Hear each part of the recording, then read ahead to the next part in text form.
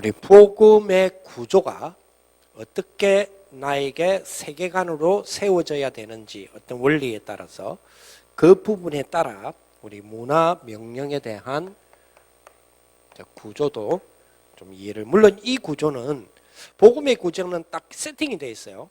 근데 이제 이 구조는 세팅되지 않고 많은 어떤 변화들이 있을 수 있습니다. 좀 뭐랄까요? 트랜스미션적인 어떤 변화인가 아니면 트랜스포메이션,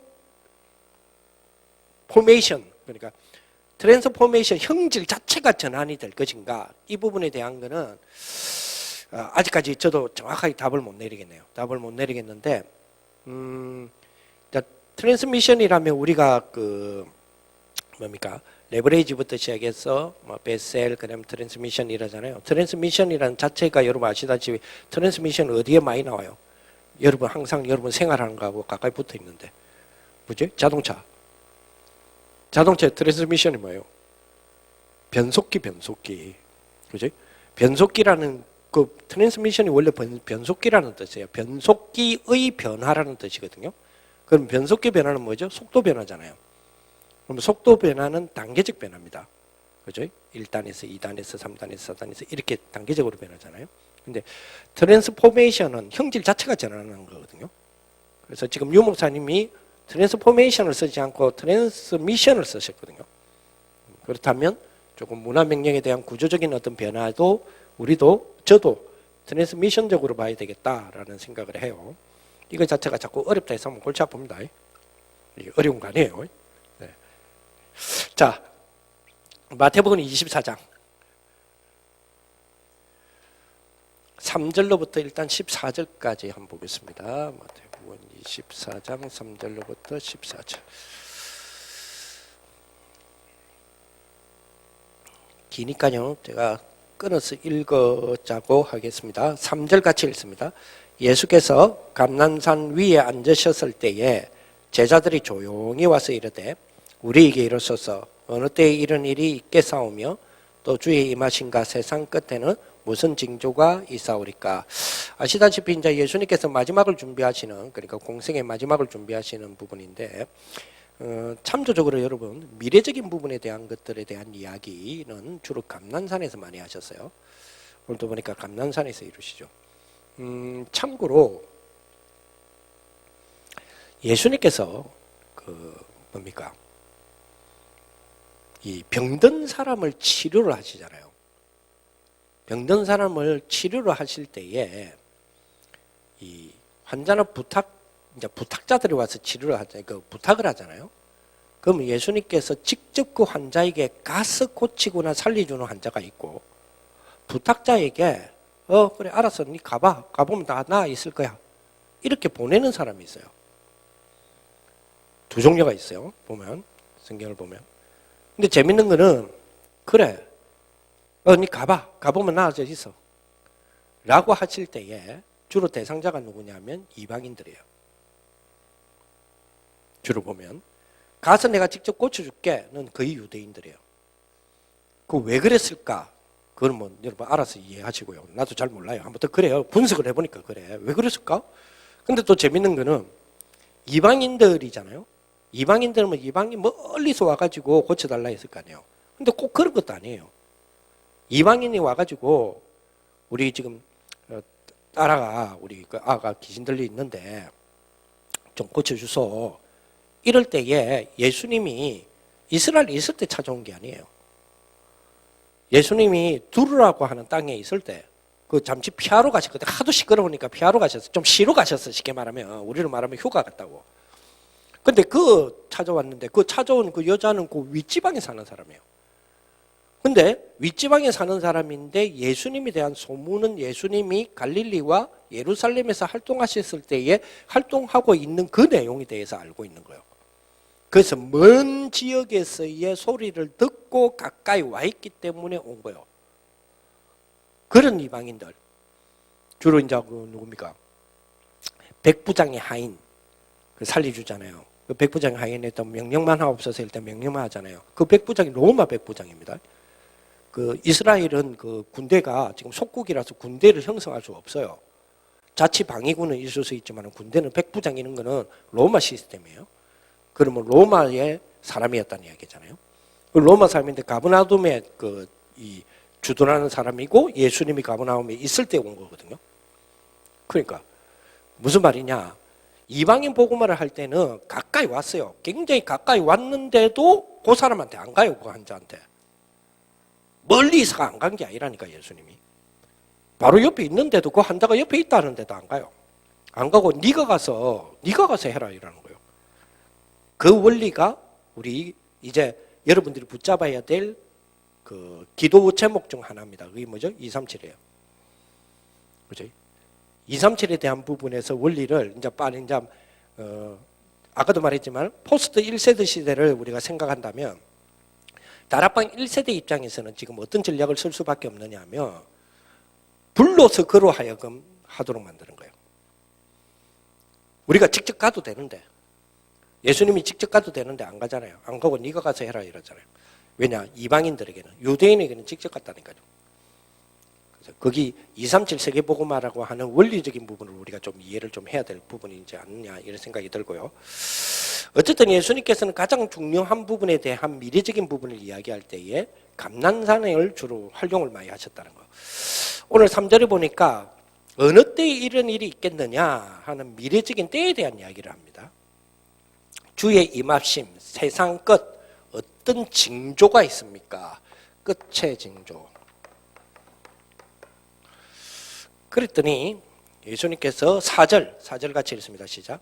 예수님께서 대답하여 이르시되 너희가 사람의 미혹을 받지 않도록 주의하라. 5절에 많은 사람이 내 이름으로 와서 이르되 나는 그리스도라 하여 많은 사람을 미혹하리라.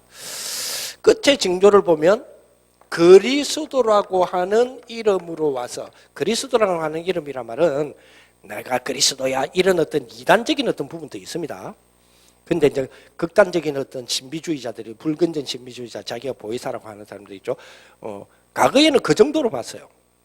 이 끝의 징조가 내가 그리스도다 이럴 때는 보통 이단이나 사이비 교주 이런 걸로 봤거든요.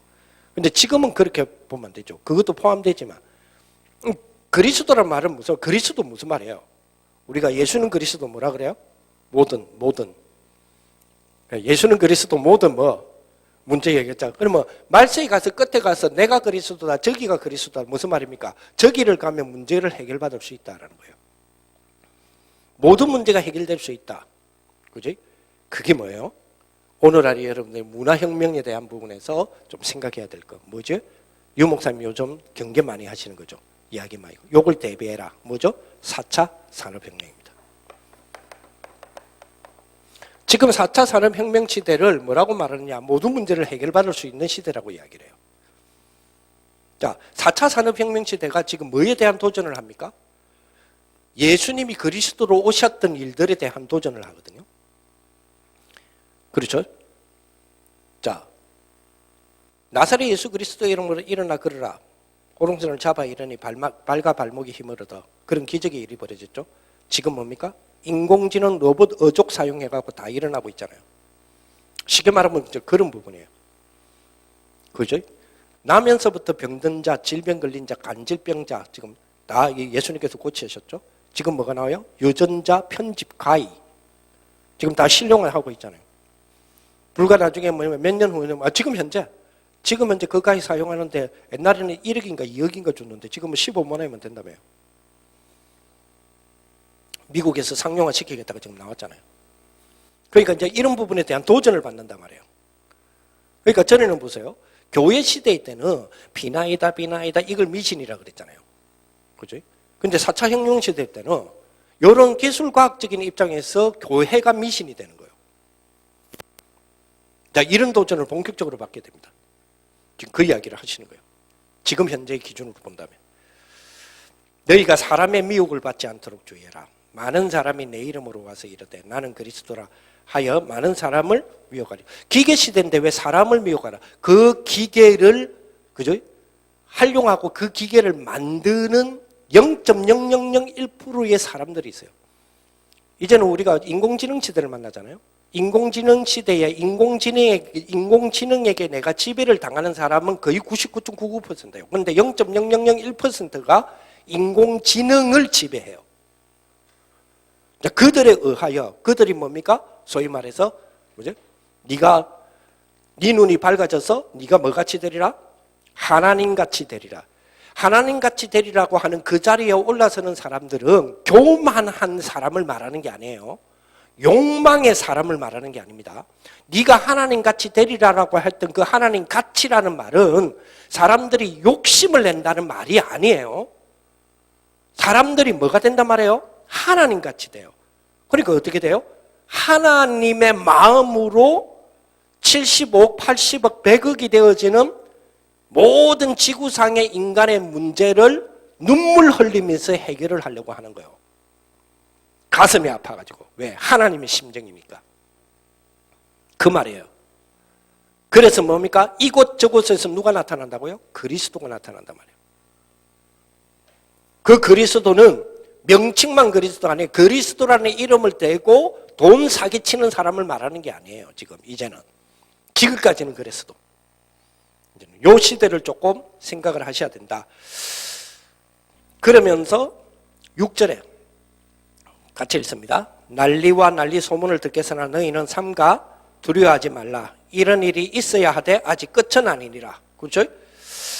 이런 일이 벌어지지만 주님 뭐라 그랬느냐? 두려워하지 말라. 이거는 뭐가 아니니라? 끝 아니다. 지금 4차 산업혁명 시대를 만나고 인공지능 시대를 만나고 이런 시대 속에서 예고하는 예고를 보았더라도 와 이제 막 끝날 때 다 됐나 해도 넘어왔다. 이제 저러다가 영적으로 다 뒤지는 거 아이가 이제 이렇게 나와요. 저렇게 문명이 발달되고 영적으로는 다 뒤지는 거 다 이렇게 나와요. 그죠? 그러나 뭐는 아니라 끝은 아니라 거기에 속을 수 있다 이 말이에요. 그런데 그거는 끝 아니다. 주님이 그거는 끝 아니다. 오히려 뭐다? 오히려 8절에 시작. 이 모든 것은 재난의 시작이다. 이 말은 협박조를 지금 말하기 위해서 예수님 말씀을 하시는 것처럼 보이잖아요. 야, 그거 끝이라고 생각해? 아니야. 그건 시작에 불과해. 너는 이제 뒤졌어. 이 말이 아니에요. 그 말이 아니고, 자, 13절에 같이 읽습니다. 시작. 그러나 끝까지 견디는 자는 구원을 얻으리라. 끝까지 견디는 거하고 구원하고 관계가 있다 이 말이에요. 그거는 단순하게 우리가 내 구원받았어 이걸 말하는 게 아닌 거죠. 지금. 왜냐하면 이 이야기는 개인 구원에 대한 이야기에 국한되는 이야기가 아니잖아요. 지금. 그러니까 여기에 끝까지 견디는 자는 구원을 받으리라를 단순하게 개인 구원에 대한 이야기를 하시고자 하는 이야기가 아니잖아요. 그러면서 14절에 같이 읽습니다. 이 천국 복음이 모든 민족에게 정언되기 위하여 온 세상에 전파되니니 그제서 뭐지 온다고요? 끝이 오리라. 끝이 오는 그 결론. 끝이 오는 결론이 뭐예요? 복음의 모든 민족에 대한 전파. 쉽게 말하면 뭐죠? 복음 전파의 완료가 끝났을 때. 그죠? 복음 전파의 완료가 끝났을 때. 세계 복음화의 완료가 끝났을 때. 자, 그러면 뭐 4차 산업혁명 시대나 이런 것들이 막 왔을 때에 이거 진짜 끝난 거 아이가 라고 하는 그 시대에 가장 영적인 위협을 당하는 것처럼 당하는 시대도 맞이하지만 그러나 그거는 끝이 아니라 어디가 끝이라고요? 모든 민족에게 복음이 전파되고 난 뒤에 끝이 온다 그랬어요. 그러면 모든 민족에게 전파되고 난 뒤에라고 했으니까 만약에 내일 주님 재림 오신다 칩시다. 내일 주님 재림 오시면 그 하루 전인 오늘은 세상의 모습은 거의 복음화된 상태겠죠. 자, 문제는 거의 복음화되었다라는 그림이 뭐냐는 겁니다. 여기 이제 문제예요. 오히려 재난의 시작과 그러나 이거는 끝은 아니야. 종말에 가서 끝에 징조는 그렇지만 그거는 끝은 아니야 하는 징조의 그림은 그려줬어요. 우리한테. 근데 문제는 모든 민족에게 복음이 전파된 후에야라고 했을 때 모든 민족에게 복음이 전파된다는 그림이 뭐냐는 겁니다. 요걸 두고 좀 생각을 해봐야 되겠죠. 우리는 보통 모든 민족에게 복음이 전파되리니라고 하는 그 모든 민족이라는 개념, 복음이 전파된다는 개념을 자꾸만 지리적 개념으로 봐요. 그런데 그 개념이 이제 넘어서야 한다는 건 우리가 눈치를 채서 우리가 알고 있어야 되겠죠. 지리적 개념. 다시 말하면 저 아프리카 남아공부터 시작해서 북유럽 노르웨이까지 그런 땅의 개념으로 복음화가 된다면 유럽 같은 경우에는 한 번 복음화 됐는데 지금 다 사라졌잖아요. 그럼 또 어떻게 할 거예요? 계속 반복될 거예요? 윤회할 거예요? 그러면 한 번 복음화 된 거는 한 번 복음이 많이 증거된 거는 복음화 됐다라고 쳐줄 거예요? 그러니까 우리가 보통 이런 이야기 많이 하죠. 마귀가 세상을 장악했다. 그지? 마귀가 세상을 장악했다라고 하는 우리가 이 말을 할 때 마귀가 장악한 세상이라고 하는 그 세상의 개념이 아프리카부터 시작해서 북유럽의 땅을 말하는 게 아니라는 걸 우리는 알고 있잖아요. 마귀가 세상을 장악했다 했을 때 그 세상의 개념이 지리적 개념을 넘어선다는 걸 우리 알고 있잖아요. 그런데 세계복음화는 왜 지리적 개념으로만 생각하냐고요. 그래서 여기에 대한 부분들을 두고 유광수 목사님이 그토록 이야기하는 이야기를 한번 보세요. 자, 문화명령 한번 보세요. 문화명령에 대한 부분을 두고 주님은, 유 목사님은 우리에게 주시는 것이 그리스도께서 유 목사님 통해서 우리에게 주시는 거 6가지 도구. 그치? 만약에 지리적인 개념 같으면 6가지 도구를 줄 이유가 없죠. 그렇잖아요. 레버리지. 그치? 레버리지를 이번에 미국에서 유 목사님 뭐라고 이야기하셨냐면 레버리지를 뭐라 그랬어요? 사람의 기능이라고 이야기했어요. 그리고 베셀, 그죠? 베셀을 뭐라 그랬어요? 복음 담는 그릇. 사람의 기능에 대한 레버리지가 하나의 우리가 지렛대가 되기 때문에 이 사람이 불신자도 있을 수 있고 있잖아요. 그러니 우리가 뭘 준비해야 된다? 여기에 대한 복음을 담는 그릇을 준비해야 된다. 이거는 복음 담을 수 있는 우리들의 마음가짐을 말하는 게 아니에요. 사람의 기능에 대한 부분을 전 세계 모든 사람들이 사람의 기능에 그죠? 우리보다 훨씬 뛰어난 기능을 가진 3단체의 기능들 여러 가지 있을 거 아니에요. 그죠? 자, 그렇다면 레버리지를 담을 수 있는 뭐가 필요하단 말이에요? 복음이 필요하단 말이에요. 복음을 담는 기능이란 말이에요. 이 부분을 좀 생각해야 되고요.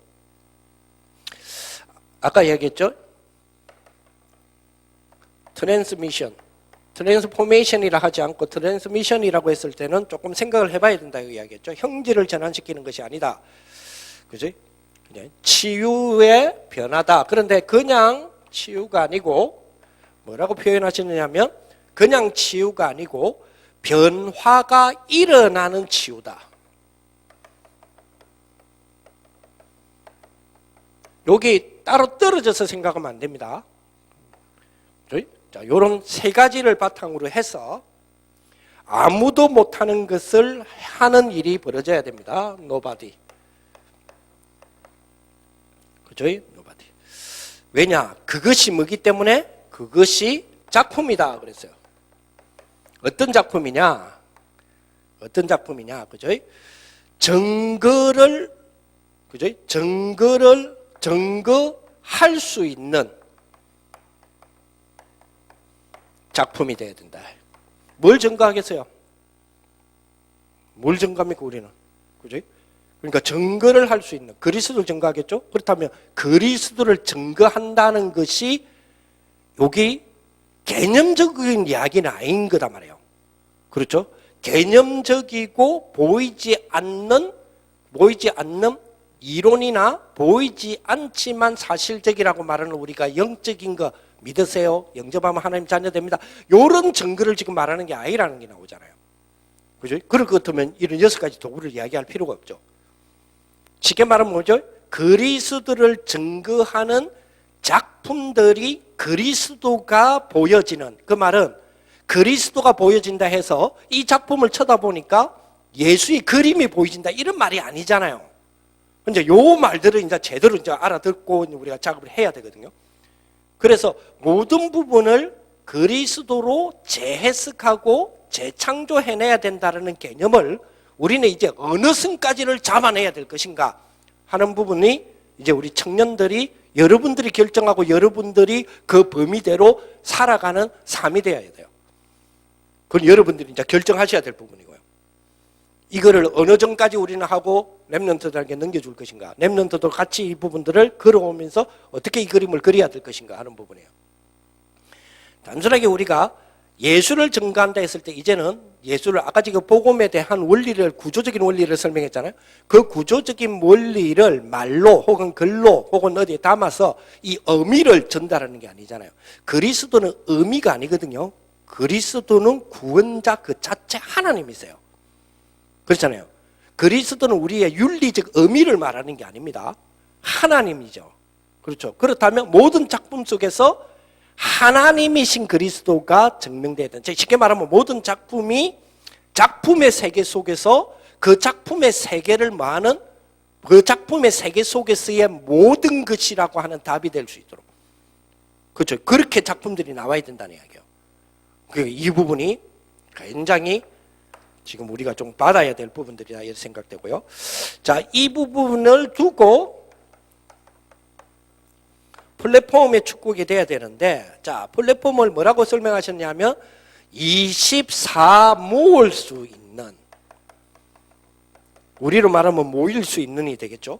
24 모을 수 있는, 모일 수 있는 데가 필요하다 그랬어요. 시스템. 이 부분이 필요하다. 24 모을 수 있는 시스템. 지금 보세요. 모든 부분에 이게 플랫폼이니까 이거를 지금 뚫어내야 되느냐 못 뚫어내야 되느냐. 이것만 뚫어낸다면 아직 안 뚫렸어. 우리나라는 이거 뚫어낼 수 있는 기술이 없어. 아니 전 세계적으로 이거 못 뚫어내. 10번의 비번을 잘못 치면 폭발해. 이건 아니야. 아니야. 이스라엘에 기구 푸는 기구가 있어. 이 지금 무슨 싸움이에요? 플랫폼 싸움이죠. 플랫폼 싸움인데 지금 무슨 싸움이에요? 그죠? 한 분의 수사관이, 그 수사관이 아니고 누굽니까? 그분 행정관이죠? 이번에 자살하셨잖아요. 그 자살하셨는데 윤 총장한테 요거를 초기화시키지 마세요라고 했던 그 핸드폰 그거 하나 때문에 지금 난리가 났잖아요. 야당이고 여당이고 지금 난리가 났잖아요. 근데 그게 애플이야. 애플 제품이 돼가지고 요거를 풀 수 있는 기계는 세상에는 없다. 그러니까 또 한쪽에서는 무슨 소리냐? 세상에서 뭐 모두가 다 범죄자들이 다 애플 사용하지 그러면. 이제 이렇게 나와가지고 풀 수 있는 걸 모사드가 갖고 있다. 그 모사드가 푸는 기계를 우리나라 법원에서는 갖고 있다. 법원 조사에서는. 이래갖고 또 한편으로는 지금 풀었다, 안 풀었다. 왜 그걸 풀어야 돼요? 그게 풀었다, 안 풀었다 왜 문제가 돼요? 그 안에 모든 뭐가 들어가 있기 때문에 내용들이 들어가 있기 때문에. 그렇다면 애플 그 핸드폰 그 하나가 지금 뭐예요? 플랫폼이잖아요. 그런 것처럼 지금 제가 이야기하는 거 무슨 사건인지 아세요? 몰라도 돼요. 그냥 우리나라에 그런 일이 있구나 생각하시면 돼요. 그냥 우리는 뭐 하면 돼요? 랩런트 키우면 돼요. 그것만 해도 지금 시간 없어 죽겠는데 뭐 정치야 뭐 어찌 돌아갔던가 저도 모르겠어요. 자, 그러면서 그죠? 아웃소싱.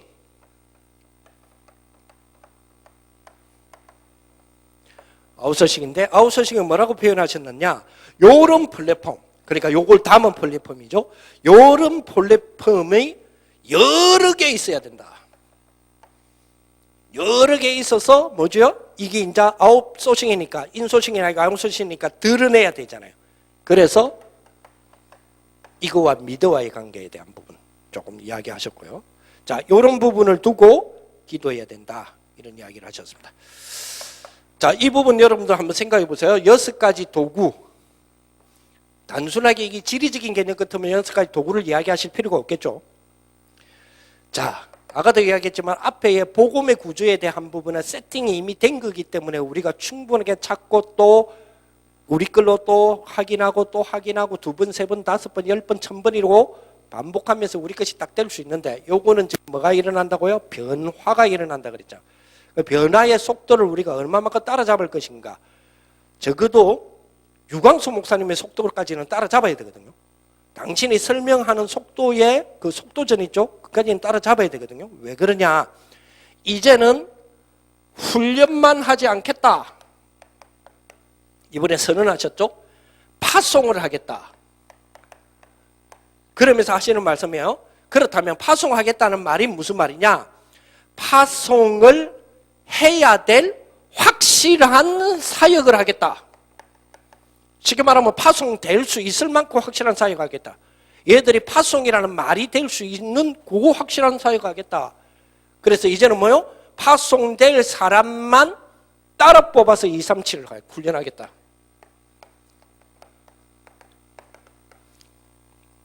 따로 뽑았어에 아이고 나는 분명히 그 포함될 거야. 아이고 내가 포함되겠나? 이제 이런 두 종류가 나오겠죠. 그렇죠? 그게 이제 뭡니까? 우리의 어떤 기도 제목 이렇게 가면 안 되고요. 그지? 뽑히든 안 뽑히든 그게 문제가 아니고 문제지 문제기는. 근데 그게 문제가 아니고 뭐죠? 이 시대에 대한 부분에서 그렇다면 우리 청년들은 어찌해야 되냐? 지금 청년 시기는 어찌해야 되냐 이 말이에요. 여러분도 청년 시기잖아요 지금. 지금 시간표에서 청년 시기는 어찌해야 되냐 하는 부분들을 좀 생각해야 되겠죠. 자, 창세기 1장 아까 제가 봤던 28장의 문화적인 이해, 문화적 명령에 대한 이해들을 본다면 아까 봤죠? 우리가 하나님의 형상으로 지음받았다. 이 하나님의 형상은 성삼위 하나님의 형상이다 그랬죠. 그냥 하나님이 아니고 성삼위 하나님이다. 자, 성삼위 하나님의 형상이라면 이걸 그림으로 표현하는 게 여러분들에게 도움이 되는 건 아닌데 설명을 하자고 하니까 이제 그림을 그리는 거예요. 성부, 성자, 성령 각각 다른 존재십니다. 그죠? 성부는 성자가 아닙니다. 영어로 말하면 이전하십니다. 그죠? 성자는 성령이 아닙니다. 이전하십니다. 성령은 성부가 아닙니다. 이전하십니다. 그런데 성부는 하나님이십니다. 이전입니다. 이즈가드예요. 성자는 하나님이십니다. 이즈가드예요. 성령은 하나님이십니다. 이즈가드예요. 성령도 하나님이시다는 틀린 말입니다. 성령은 하나님이십니다. 그런데 이분이 한 하나님이십니다. 이분이 그게 이제 삼위일체의 구조라고 그랬죠. 뭔 그런 하나님이 있다 했죠. 그래야 하나님이라고 했죠. 요거를 머릿속에 이미지화 그리면 안 된다 그랬죠. 그러니까 이 그림은 설명만 듣고 지우세요. 자, 이 하나님이 이 성삼위 하나님이 무엇을 구심점으로 하나이시냐? 요한일서 4장 6절에 보니까 하나님은 사랑이시니라 그랬죠. 그래서 사랑 구조예요. 삼위일체 하나님이기 때문에 사랑을 아시는 분이 사랑의 하나님이세요. 왜냐하니까 삼위일체 하나님이시기 때문에 사랑을 창조하신 분이에요. 일위일체신은 사랑을 알 수 없어요. 지 혼자인데 뭐 모슬렘의 그죠? 모슬렘의 알라는 일위일체형이에요. 일위일체이기 때문에 절대로 뭘 알 수 없어요? 절대로 사랑을 알 수 없어요. 그래서 폭력적이에요. 그죠? 일위일체 신간을 가지고 있는 종교는 폭력적일 수밖에 없어요. 뭐죠? 그 유대교 일위일체입니다. 유대교가 말하는 여호와 하나님은 우리가 말하는 성부 하나님이 아닙니다. 또 우리가 말하는 여호와 하나님은 우리의 성부 하나님도 아닙니다. 유대교가 말하는 여호와 하나님은 성자 성령을 부인하는 그런 신이요. 우리가 말하는 여호와 하나님은 성부 하나님을 말하는 게 아닙니다. 성부, 성자, 성령 삼위일체 하나님을 말하는 겁니다. 완전히 틀립니다. 구약 성경을 똑같이 가지고 있다 해서 똑같은 여호와를 믿는 게 아닙니다. 여호와 구조 자체가 틀려요. 일일체 하나님은 하나님 아닙니다. 그건 가짜 신입니다. 왜냐? 자기밖에 몰라요. 우리를 사랑한다 하시지만 실제적으로 그 구조는 사랑이 뭔지를 몰라요. 삼위일체 하나님의 형태를 왜 하나님은 갖고 계시느냐? 사랑을 창조하신 분이기 때문에 그래요. 왜? 성부가 성령을 사랑하고 성령이 성자를 사랑하고 성자가 성부를 사랑하고 서로 사랑하기 때문에 왜? 사랑을 창조하신 분이라니까요. 사랑을 만드신 분이에요. 그리고 뭐요? 서로 사랑하세요. 무슨 말입니까? 현재 사랑하고 계신 분이에요. 현재 사랑이 뭔지를 알고 계시는 분이라니까요. 그리고 뭐죠? 사랑이 체휼되어 있는 분이에요. 그죠? 그 하나님이 우리를 사랑한대요. 그 사랑으로. 그게 사랑이에요. 우리를 사랑한다 했을 때. 그게 단순하게 아버지의 사랑 이런 걸 말하는 게 아니라고요. 그죠? 일일체의 그 형태의 신들은 그 사랑을 절대 알 수 없어요. 그러니까 폭력적이지. 사랑한다 해놓고는 폭력적이잖아요. 여러분 아시다시피 이스라엘이 얼마나 폭력적입니까? 자, 성부, 성자, 성령 하나님, 그죠? 이게 사랑의 구조로 되어 있어요. 자, 그래서 사랑을 중심으로 성부, 성자, 성령 하나님은 어떻게 지금 계시느냐? 유니티 하세요. 유니티 하세요. 연합하신단 말이에요. 융합이 아닙니다. 연합하세요. 그리고 커뮤니케이션 하세요. 커뮤니티 하세요. 그리고 뭐죠? 원래가 하나예요, 이분이. 원네스예요. 요 축복이에요. 자, 요 성삼위 하나님이 뭐자 말해요? 창조자라는 축복이에요. 그렇죠? 요 하나님이 창조예요. 요 하나님이 창조자예요. 꼭 기억하세요. 자, 그래서 우리가 어떤 이 창세기 1장 26절 28절 이해를 통하여서 우리가 문학 명령 구조 중에 우리가 뭘 지금 찾아내야 되느냐? 이제는 파송한다 그랬잖아요. 인재 축복에 대한 부분이 여러분이 되어야 되고 인재들로 만들어야 되고 인재를 파송해야 돼요. 이제부터 본격적으로 이 부분 돼야 됩니다. 어떤 인재냐? 성삼위 하나님의 구조를 가진 인재예요. 그래서 유니티 하시잖아요. 그래서 이 인재를 두고 기도하는데 우리 청년들이 이 부분 기도 제목 잡고 이걸 이제 연구해내고 여러분들 하셔야 돼요. 어떻게든 만들어야 돼요. 융합 아이라 했어요. 연합이라 그랬죠. 연합의 능력을 이끌어낼 수 있는 인재. 본격적으로 연합의 능력을 가진 인재. 자, 두 번째로 뭐요? 커뮤니티 하세요. 커뮤니티는 말이요, 소통이죠. 우리는 무슨 능력 가지고 있어요? 소통의 능력 갖고 있어요. 어떤 소통입니까? 포럼입니다. 그래서 어떤 인재가 되어야 되느냐? 소통의 능력을 이끌어낼 수 있는 인재. 그죠? 그리고 원네스예요. 원래 하나님이에요. 원래 하나님 뭐죠? 하나가 되는 능력을 이끌어낼 수 있는 인재. 이런 인재의 축복이 우리들의 축복이 돼야 되고요. 자, 요 세 가지를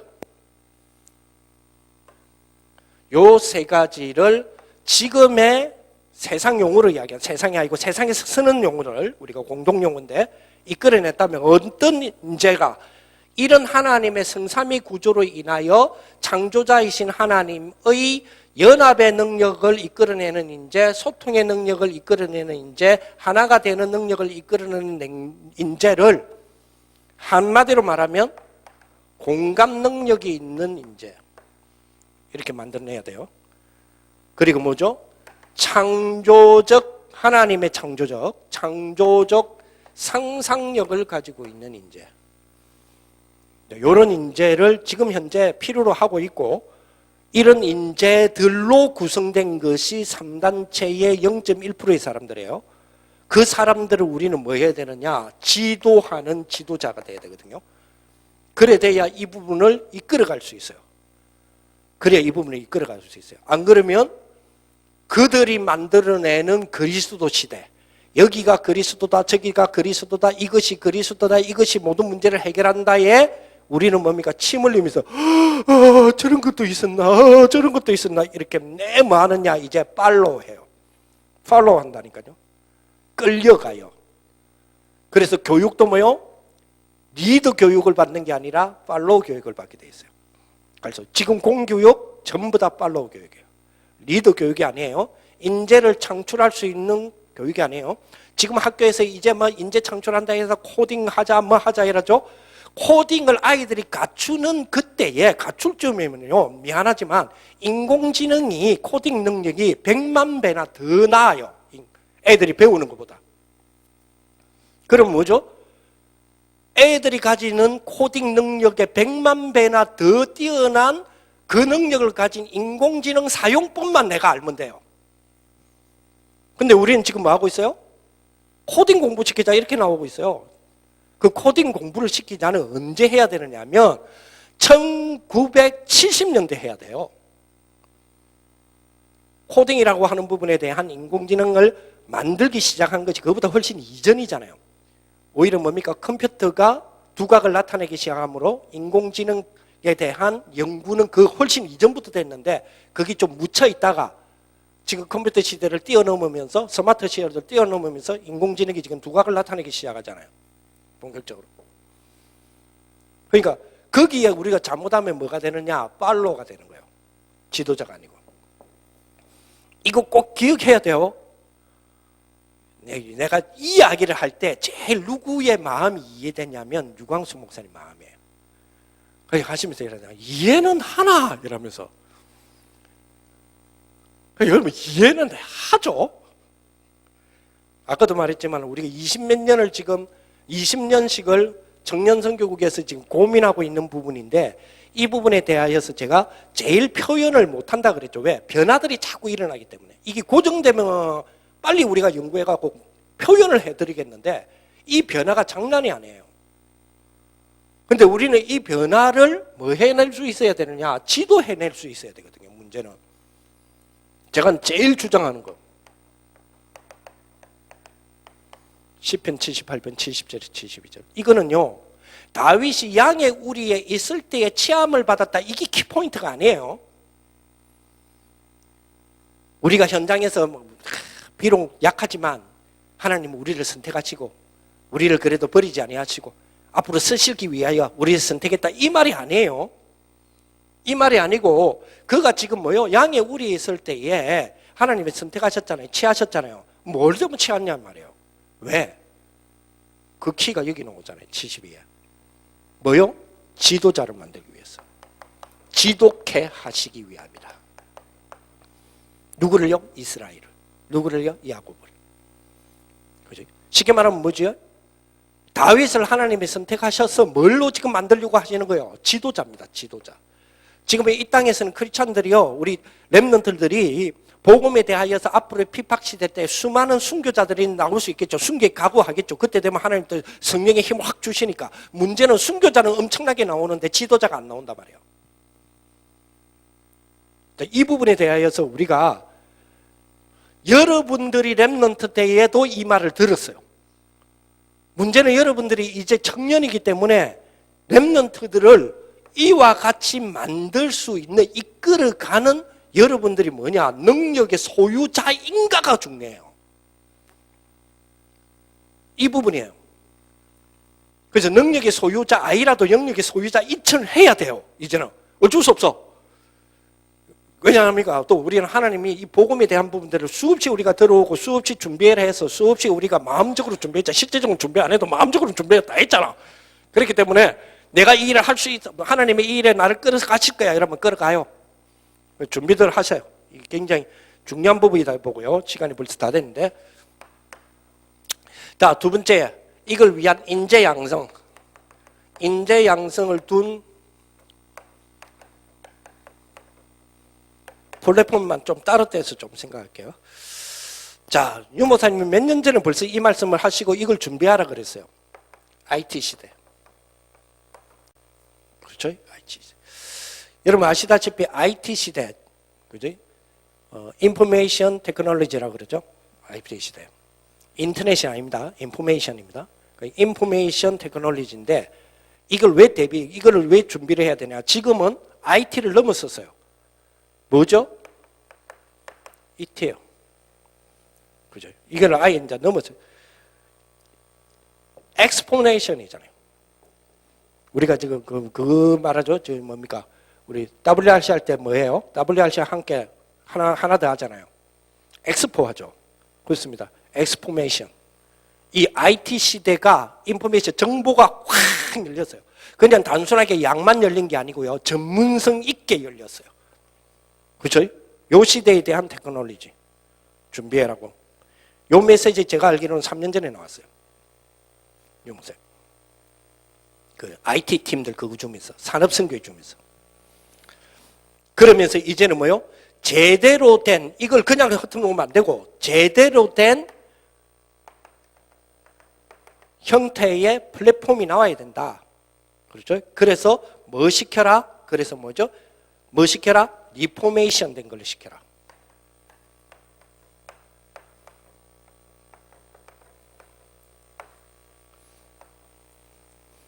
리포메이션이란 말은 그죠?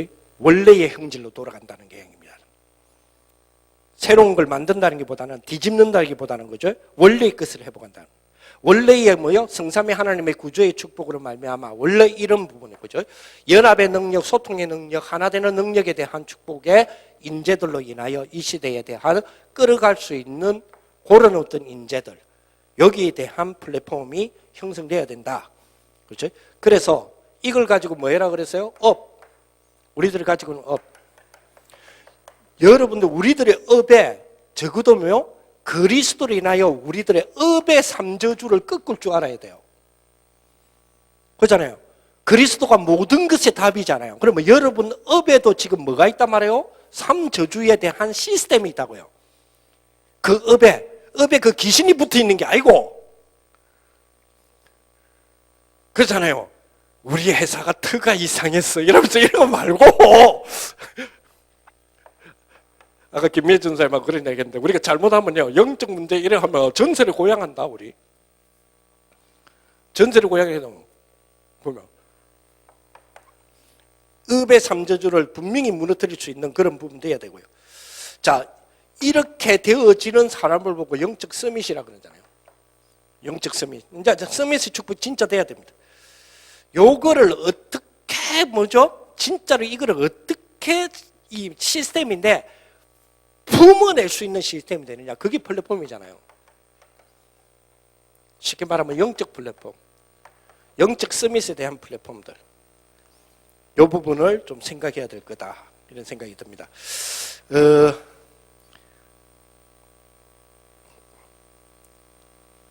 결국 지금 이런 이야기를 하잖아요. 결국 세상은 누가 지도할 수 있느냐 하면요. 플랫폼을 지배하는 자입니다. 누가 이 플랫폼을 지배하느냐. 거기에 결국은 나오는 부분이죠. 세상에서는 이거를 4계급으로 나누잖아요. 그러니까 요거를 지금 지배하는 소위 말해서 뭐죠? 인공지능 혹은 스마트 플랫폼 소유자들. 예를 들어서 애플, 그리고 마이크로소프트, 구글, 페이스북 뭐 이런 부분이 있잖아요. 아마존 이런 뭐 그런 사람들이 회사는 굵직굵직하고 우리가 그거를 대표 회사로서 우리가 연구하거나 주로 우리가 책을 보면 대표적인 주자로 나오기 때문에 이런 회사들이 주를 이루는 것처럼 보이지만은 전 세계적으로 따졌을 때 0.01%예요. 요 사람들이 뭐죠? 결국은 지배하는 시스템을 갖게 되고, 자 2계급은 요런 플랫폼을 소유하고 있는 자의 플랫폼, 죄송합니다. 플랫폼이죠. 플랫폼 세계 속에서의 스타들이에요. 그게 2계급이에요. 소위 말해서 뭐죠? 요런 플랫폼, 다시 말하면 유튜브라고 하는 플랫폼에서 뜨는 스타, 떴던 스타, 완전 뜬 스타, 누구죠? BTS. 여기 이제 2계급이다 이 말이에요. 세 번째 계급은 뭐죠? 고인공지능 그 스마트 그 자체의 지성이에요. 그 자체. 그게 지금 세계를 지배하고 있거든요. 예를 들어 봅시다.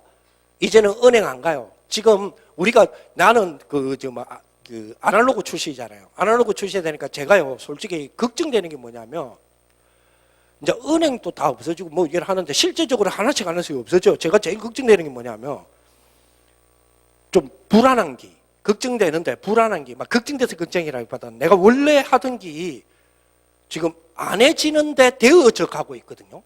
그게 뭐냐면 내가 은행 업무를 보는데 내가 통장을 안 들고 다녀요. 어느 날 내 통장 지금 어디 있는 줄 모르겠어요. 전에는 그래도 통장에 통장 정리가 안 되면 거래가 안 됐거든요. 근데 이제는 통장 정리 내 안 하거든요. 집어넣고 빼고 집어넣고 삐삐삐 하고 요 통장 다 됐는데요. 다시 새로운 거 개설해 주세요. 이래 안 해 이제. 이제 안 해. 나는 그 세대 출신이라. 그래서 그런지 통장이 없어. 근데 내 통장이 없는데 내가 돈을 빼낼 수 있다는 말은 다른 사람이 이용할 수도 있다는 생각이 드는 거예요. 그렇잖아요. 내 사인 안 하고 도장 안 찍었는데 돈이 막 빠져나가고 들어가고 그러잖아요. 무슨 말이에요? 스마트 자체, 이런 인공지능 자체의 지능 시대단 말이에요. 요 지성이 지금 세계를 움직이거든요. 우리 이제 사람이 안 한다니까? 여기 이제 앞으로 더 하게 되겠죠. 실제 우리 실생활 가는 데서 와 있는데 우리는 거기에 대한 뭐가 없어요? 거기에 대한 감각이 없는 거예요. 그냥 뭐 세월 지나다 보니까 동네 그래 돼 가는데 뭐 이렇게 되는 거예요. 자, 네 번째 계급은 뭡니까? 그 밑에 있는 계급. 이제는 전문직절, 전문 종사자들 이런 부분들이 이제 앞으로 다 없어지겠죠. 인공지능이, 인공지성이, 스마트 지성이 이제는 지성 스스로가 움직여 나가기 때문에 자, 이런 시대 속에 플랫폼을 누가 치느냐 이 싸움이다 말이에요. 지금 요 싸움 속에 자, 요거를 어떻게 그리스도라고 하는 이 삼직의 비밀을 통하여서 정말 지도할 수 있는 어마어마한 이런 뭐랄까요? 6가지의 이 세상이 쓰는 도구 말고 이제는요 우리의 도구 6가지의 우리의 도구를 통해서 어떻게 재이해하며 재해석하며 재창조하여 재적용할 것인가 요 싸움이다 말이죠. 자, 요거를 이끌어내는 우리 귀한 우리 청년들이 선생님 역할들도 해야 되고요. 이런 부분들이 지금 있어진다. 자, 그래서 요 부분을 두고 지금 이거와의 연결점을 잘 찾으셔야 돼요. 언약의 여정. 뭐죠? CVDIP.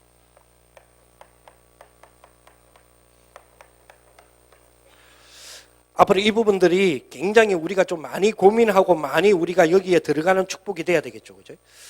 자, CVDIP에서 제일 중요한 부분이 뭐라 그랬어요? 드림이라고 그랬어요. 드림, 꿈이죠. 드림적인 부분인데 쉽게 말하면 뭐죠? 계속 이 그림 속에서 계속해서 이 꿈을 꾸는데 이 꿈을 꾸는데 뭘 근거해야 돼요? 언약의 비밀을 근거하고 있어야 돼요. 언약을 근거를 해서 꿈이 계속 되어져서 꿈이 완전히 꿈에서도 나타날 만큼 일이 되어지는 그런 부분들이 되어야 된다 그랬죠. 쉽게 말하면 반드시 복음이어야 돼요. 그래서 복음에 대한 뭐를 갖고 있어야 된다? 구조 이해를 먼저 해야 된다. 그래서 앞 시간에 이야기한 거고요. 여기 뭐까지 나와야 된다? 여기 나의 세계관이라고 하는 눈이 열려야 돼요. 그래야 요 안에서 뭘 품을 수 있어요? 진정한 비전이요. 하나님의 비전을 품을 수 있다. 여기 똑같은 사회적으로도 이야기하는 4차 산업혁명 시대라면 여기 지금 여러분 들리기는 뭐로 들려야 되느냐면 언약의 내용 속에서의 그렇지 이 언약적인 부분에서의 비전을 이거를 어떤 비전으로 봐야 되느냐라고 하는 고민이 시작돼야 돼요. 똑같은 비전이 아니고 그래 돼야 뭐가 일어나요? 계속적으로 꾸어지는 꿈이 이미지화하여서 나타난다 이 말이에요. 이 부분이 이제 될 수 있도록 계속 나가는 부분이 돼야 되겠죠. 이미지로 생각해야 돼요. 다시 말하면 뭐요? 이 부분을 두고 계속 묵상하여 깨닫게 되어지는 것들 있죠. 이 묵상에서 깨닫게 되어지는 것을 반드시 묵상에서 깨달아지는 것은 저와 여러분들은 아날로그로 정리하실 필요가 있어요. 아날로그로 정리하셔야 돼요. 잘 적어 놓으셔야 돼요. 왜 그러냐니까 세상에 여러분들 진짜 우리 잘못하면 정말로 우리가 뭐래요? 노예가 되겠구나 이런 시대 속에 그 3단체가 아까 이야기했죠. 플랫폰을 잡고 인공지능이다, 뭐 스마트다 이런 플랫폰을 소유한 자들 있죠. 뭐 애플이다, 구글이다, 뭐 레리 페이지다, 뭐 세르기야, 뭐 누굽니까? 그 뭐 걔들 아마존의 뭐 조세프 같은 사람 이런 사람도 있잖아요. 자, 요 사람들의 자녀들이나 손주 교육을 자녀 교육을 어떻게 하는 줄 아세요? 14살, 15살 때까지 자기 집에 뭐가 없느냐? IT 기계가 하나도 없어요. IT를 만드는 사람들인데 저거 집에 IT 기기가 하나도 없어요. 재미있는 거는 얘들이 다니는 학교, 실리콘밸리 안에 있겠죠. 얘들이 다니는 학교에 뭐가 없느냐? IT 기계로 수업하지 않아요. 컴퓨터도 없어요. 전부 없어요. 지금 우리처럼 칠판에다가 애들이 종이 노트, 너무 웃기는 거는 에버노트 만드는 팀들 있잖아요. 에버노트 그 앱 있죠. 에버노트 만드는 앱 프로그램의 그 회사의 사람들은 종이 노트를 쓰고 있어요. 뭐 그런 내용들 여러분 다 뭡니까 기사를 통해서 다 알고 계시겠지만 어마어마합니다. 절대로 쏘고면 안 돼요. 우리는 묵상하고 깨닫게 되는 것들을 여러분들 진짜 적고 생각하고 이기 될 수 있도록 해야 돼요. 여러분 이 사람들의 공통 특징이 뭔지 한번 맞춰보세요. 스티브 잡스, 세르게이 브린, 레리 페이지, 제프 베로스 같은 사람, 그리고 야후 만들었던 누구죠? 메이어 같은 사람. 이 사람들 공통 특징이 뭐예요?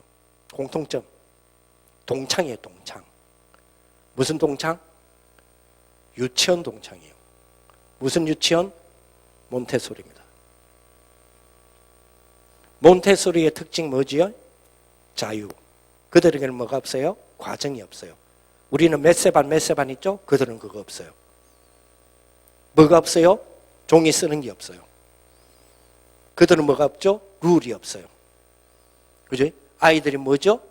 아이들이 계속해서 자기들의 자유, 표현하고 싶어 있는 자유들.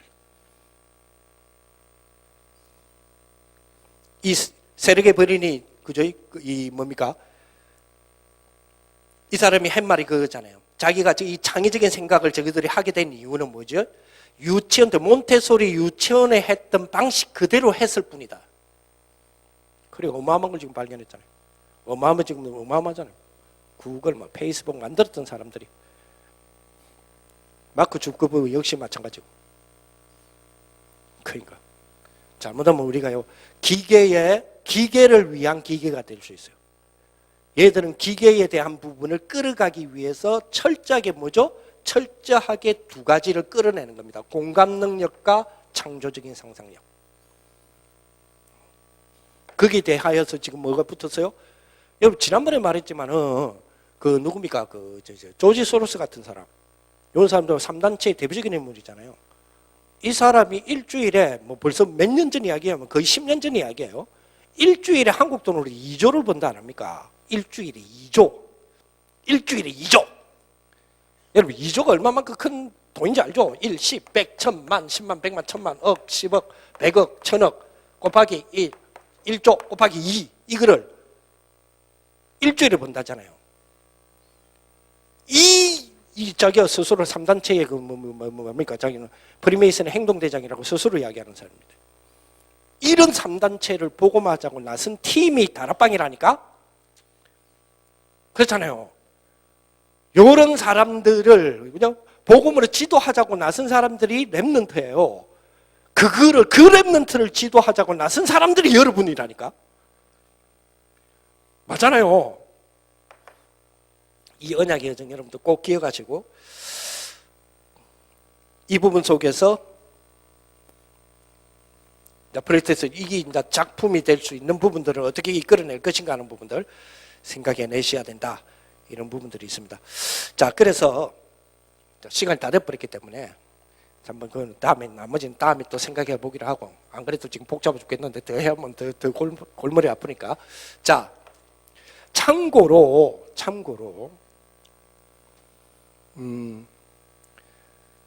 우리 교회에 렘넌트 애들에게 이제 그걸 주더라고, 장학금을 주더라고요. 장학금 대상자를 가만 보니까 좀 주로 이제 스포츠 관련된 우리 렘넌트들에게 좀 많이 줘요. 우리 교회 같은 경우는 올해는 그랬어요. 근데 내가 이제 이런 부분들을 우리가 청년들이 이제 생각하고 있잖아요. 그러다가 지금 우리 교회의 땅에 이제 보고를 드리고 지금 한 명 한 명 지금 찾고 있는데 지금 6명을 찾았거든요. 그게 뭐냐? 영재교육 피교육자. 영재교육, 그죠? 학교에서 얘가 영재냐 아니냐라고 하는 그 판단을 시험을 언제 쳐요? 초등학교 3학년에 칩니다.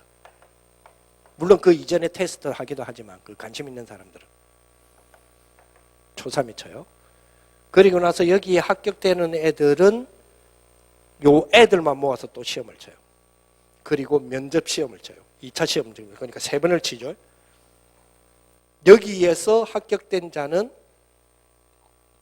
우리 한국에 2,500개 정도가 있어요. 영재 교육 시스템을 갖고 있는 부분들이. 그리고 한국에서는 여기에 해당돼서 지금 교육받고 있는 사람들이 10만 명이에요. 여기에 지금 교육을 받거나 교육받은 지금 그 뭐라죠? 경험자, 유경험자를 제가 짧게 지금 찾아냈는데 6명이거든요. 우리 교회 안에. 근데 얘들이 다 방치돼 있어요. 얘들을 보면 두 가지 특징이 있어요. 나눠 보니까 여러분 교회도 한번 찾아보세요. 두 가지 특징이 있어요. 하나는 뭐냐면 영재요. 특징은 공통적인 영재인데 뭐랄까 천재적 영재가 있어요. 이 천재적 영재는 가만히 보면 굉장히 약간 편집형이에요. 근데 완전 천재적 영재가 발굴되면 우리나라는 천재적 영재 발굴되면 이 사람 뭐 시켜요? 천문학 시켜요. 왜냐? 양자역학해라고. 우리나라는 거기 딸린다고. 근데 이 천재적 영재들의 약간 편집형 천재적 영재를 보면 우리 교회도 그래요. 6명 가운데 2명인가 3명인가 그러던데 그 부모님들이 조금 뭐라 그러냐 영적인 많은 부분에 대한 데미지가 있는 분들이에요. 그러니까 쉽게 말하면 가정, 가문 이런 어떤 부분들에 대한 흐름이 있죠. 그 흐름이 편집적 천재를 만들어낸 거예요. 얘들이 우리 교회에 제가 발견한 애들만 해도 3명이 있어요. 어떡할 거예요? 그러니까 이런 부분들을 놓친다니까. 얘들은 장학 대상도 아니에요. 근데 얼마만큼 한 애는 좀 힘들었냐? 이분이 국제중학교를 학교에서 추천을 했는데 국제중학교 학교에서 추천을 하니까 국제중학교 학교 추천에 해당되는 그게 있을 거 아니에요. 그 서류를 만들어 가야 되잖아요. 그 부모님이 그 서류를 만드는 지능이 안 되는 거예요. 그냥 또 주민센터에 가서 띄우면 되는데 그 타임을 놓쳐갖고 얘가 부산국제중에 그러니까 영재교육으로 가는 코스잖아요. 그걸 놓쳐버린 거예요. 타임을. 좀 아쉬운 부분이죠. 그걸 미리 우리가 알았더라면 좀 도와줬을 건데. 그러니까 이런 어떤 전제가 있고 그 다음에 영재교육이 재밌는 거는 얘를 영재를 하니까 학부형들이 치맛바람 있는 학부형들이 왜 우리 애는 영재가 아닌데 우리 애도 영재야 구분이 안 가잖아요. 그러니까 재밌는 거는 조금 전에 이야기했지만 초 3학년 때 영재 시험을 쳐요. 내가 시험을 치고 영재 뽑는 것도 또 우리나라밖에 없을 거야. 자, 이 코스는 또 무슨 코스예요? 이 코스는 과학고등학교를 가는 코스예요. 과학고등학교를 이런 코스를 통해서 이번에 대학을 들어가려고 대학에 지금 시험 치던 애가 장안고등학교 있죠? 이런 코스를 통해서 장안고등학교에 들어간 애 하나 찾아냈고 여기에 출신의 대학을 졸업하고 청년이 된 애가 하나 있대요. 찾아냈고 이리저리 찾아내니까 6명이 나와요. 문제는 뭐냐? 이 6명을 1위로 못 끌어가는 거예요. 지금. 요거는 끌어갈 수 있는 사람은 천재는 천재가 끌어가는 게 아니에요. 여러분 잘 아시다시피 축구를 잘 차는 선수들을 이끄는 감독은 공을 못 차는 사람들도 많아요. 근데 세계적인 감독이잖아요. 지는 공을 좀 못 차는데도 그림을 그려가지고 만들어 나가기 때문에. 그죠? 우리가 이 부분에 나는 이 부분에 아이더라도 이걸 지금 이끌어낼 수 있는 사람들은 교회 안에 이게 사장된 애들이 많은데 우리가 보통 그러잖아요. 요런 아까도 말했죠. 0.0001%가 99.999를 지금 끌어가고 있는 세상이단 말이에요. 그러면 교회적인 입장으로 봤을 때 얘들은 0.0001%에 해당될 거예요. 근데 문제는 얘들이 죽어 있단 말이에요. 얘들은 지금 뭐 언약 속에 있는데 렘넌트 언약 속에 있는데 요거를 지금 못 끌어내고 있어요. 여기 지금 청년들 아니면 이거 끌어낼 사람이 없다니까요. 이런 부분이 이렇게 가까이 있는데도 우리는 지금 뭘 놓치고 있느냐? 지도자로서의 역할을 할 수 있는 인재 플랫폼을 놓치고 있단 말이에요. 이 부분에 대해서도 여러분들 좀 생각을 해 보셔야 되고요. 이게 결론적으로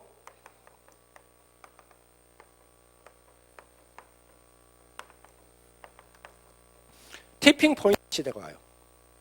티핑 포인트가 이미 와가 있다고 보죠. 티핑 포인트는 말 아시잖아요. 어떠한 우리 현상 있잖아요. 어떠한 현상이 서서히 진행이 되다가 어떤 계기점을 만나가지고 폭발 팍 하는 거 있잖아요. 인공지능 시대가 그래요. 인공지능 시대가 지금 어느 시점을 만나서 폭발이 팍 일어나는 그 시점을 2025년으로 잡거든요. 그러면 뭐 여기 많은 교회들이 있지만은 우리 임마누엘 교회, 제가 임마누엘 교회니까 임마누엘 교회로만 이야기할게요. 2025년이 티핑 포인트 시대라면 2025년이라는 말은 우리 건축이 본격적으로 되어져서 마무리 단계에 들어가는 게 2025년이에요. 그죠? 근데 2025년 뒤에는 티핑 포인트를 만나서 엄청나게 폭발적인 인공지능 시대를 맞이하게 되는데 우리 교회는 또 뭐죠? 지금 같은 이런 시스템을 만들 가능성이 많다는 겁니다. 거기 단순하게 교회 건축을 말하는 게 아니라 모든 영역이라고 한번 생각해 보세요. 그 속에서 우리가 지금 이끌어내야 되는데. 그래서 인공지능이나 스마트, 인공지능까지 포함해서요. 이거와 성전 건축. 이 그림 여러분들이 그리셔야 됩니다. 그리시고 기도하시고. 그리고 인공지능 성경, AI 성경이라고 그러죠. 이런 부분에 대한 부분. 뭐 코딩이나 스크래치를 통하여서 CVDIP를 아이들에게 어떻게 이끌어낼 수 있도록 직접적으로 경험하게 할 것이냐. 이런 부분에 대해서 지금부터 하셔야 돼요. 이런 부분들은 지금부터. 그리고 지금 비전 트립들 많이 가죠. 이번 겨울에 방학이라 비전 트립 많이 가대요. 비전 트립 갈 때 애들이 제일 부딪히는 부분이 언어적인 부분이죠. 자, 비전 트립 앱의 개발을 위해 두고 언어 팩을 어떻게 할 것인가. 이게 이미 지금 기독교 몇 단체는 지금 시작했잖아요. 이런 부분들이 우리 다락방에서 여러분들 손에서 이게 이야기가 되어지고 하자는 이야기 이런 부분들이 이끌어내지 않으면 팔로우도 못한다니까. 따라가지도 못해요. 잘못하면. 이런 부분에 대하여서 생각하면서 문화 명령에 대한 구조적인 변화에 대한 부분들을 꼭 생각하셔야 돼요. 사도행전 창세기 1장 26절에 28절 여기에 대해서 이끄는 능력, 그 권한, 권리는 일반 은총을 받은 사람에게보다 특별 은총을 받은 우리에게, 다시 말하면 일반 계시적 입장에 있는 사람들보다 특별 계시 그리스도 안에 있는 여러분들에게 이걸 회복해서 주신 축복이라니까요. 아까 1강에서 이야기했잖아요. 창세기 1장 26절에서 28절에 하나님의 형상이라는 구조로 우리에게 창조되어진 우리들이 어떻게 문화혁명에 대한 권리를 지게 되었는지 그걸 다 빼앗기면 안 되잖아요. 이미 우리에게 주신 부분인데 이 부분에 대한 도전들 좀 하셔야 돼요. 어렵다 생각하지 마시고요. 어렵다 하면 안 돼요. 어렵다 하면 우리는 지금 이 시대에 지금 잘못하면 노예 종속된다니까요. 이미 종속되고 있잖아요. 이미 이런 일이 벌어지고 있는데 우리는 종속돼가 있다니까. 끌어가는 축복들. 아까도 얘기했지만 이거는 뺏기는 게 아니에요. 이거는 뺏기는 게 아니고 우리가 못하면 우리가 스스로 던져버리는 거예요. 우리가 스스로 잃어버리는 거라니까. 스스로. 이 축복들 여러분 두시고 복음에 대한 구조, 문화 명령에 대한 구조 잘 이해하여 하나님의 큰 축복받는 여러분들 되시기를 바랍니다. 기도하겠습니다. 하나님 감사를 드립니다. 우리 부울경 지역에 우리 귀한 우리 청년들 우리에게 허락하신 6가지 도구를 통하여서 이제 인재 양성을 통한 세계복음화에 대한 귀중한 우리 축복에 대하여서 이제 도전하는 그런 축복들이 일어날 수 있도록 허락하시고 정말 이 축복을 위하여서 그리스도와의 우리 모든 우리 청년들 개개인 또 우리 부산 지부가 부울경 지부가 그리스도와의 연합 네트워크를 확보할 수 있고 교회 간의 가장 큰 네트워크 우리 또 활성화할 수 있도록 우리 지부에 또 다른 하나님의 허락하시는 네트워크의 축복들 일어날 수 있도록 연합적인 구조 속에서 세계를 지도할 수 있는 귀중한 우리 청년들 놓고 기도하기 그래야 성취되는 귀한 축복들이 일어날 수 있도록 부울경 지부를 축복하여 주옵소서. 우리 주 예수 그리스도 이름으로 기도합니다. 아멘.